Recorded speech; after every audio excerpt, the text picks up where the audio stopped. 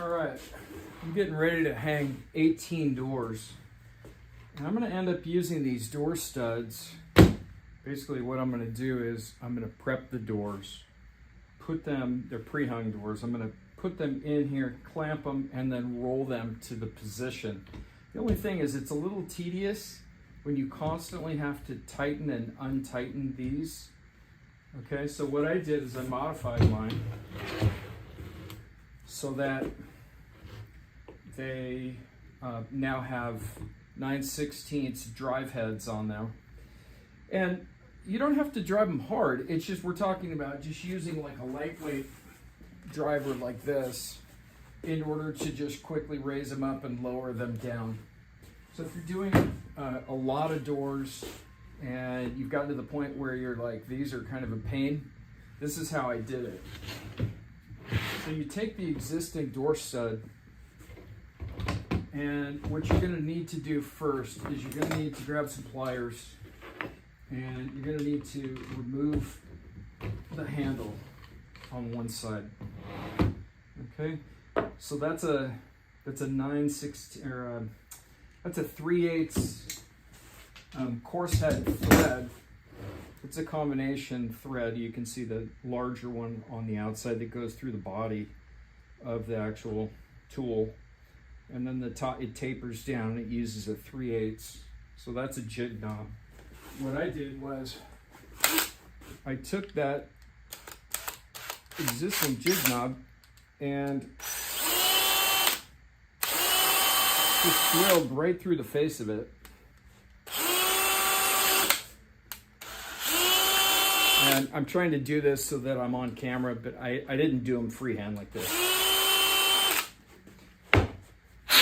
So now that I've got a hole all the way through, what I then use is a tapering bit. These are used for basically creating countersinks in material like aluminum or wood.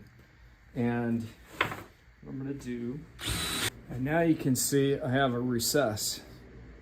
What I'll then do is I'll take a 1-inch long 3/8 coarse head thread.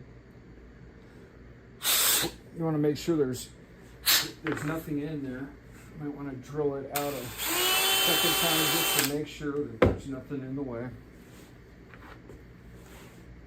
I'm going to put that in there, making sure I'm not pushing any rubber into that hole.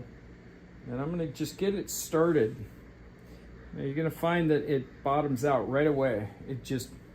Those are the stop threads.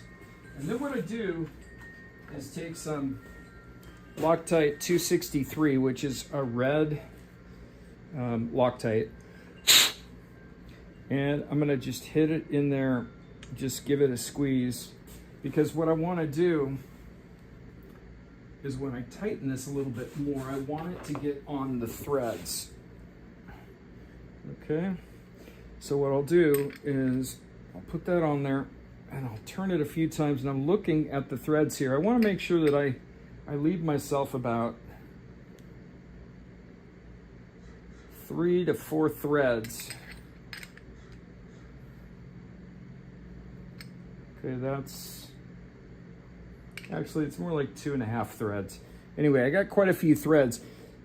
It's gonna mainly matter when you screw down. So anyway, here it is. And I'm gonna thread this on.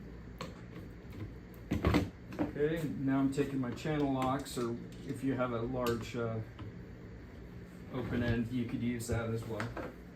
So I'm holding on to this, and first, before I even mess with this knob, I'm gonna give that a good, nice, tight squeeze.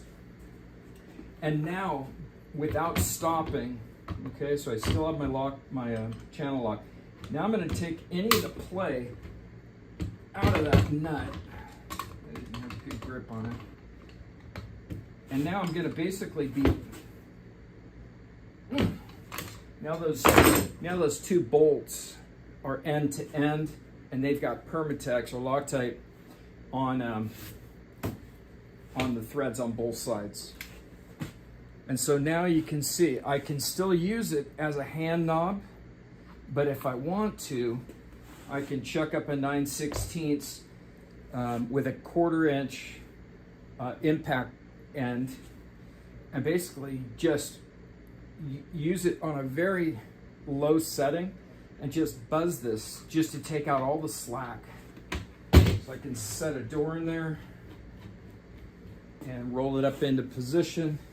If I need to raise or lower it, I could just zip, zip, and just very quickly take most of the play out of it, and then I can hand adjust it. So maybe that'll be useful for you.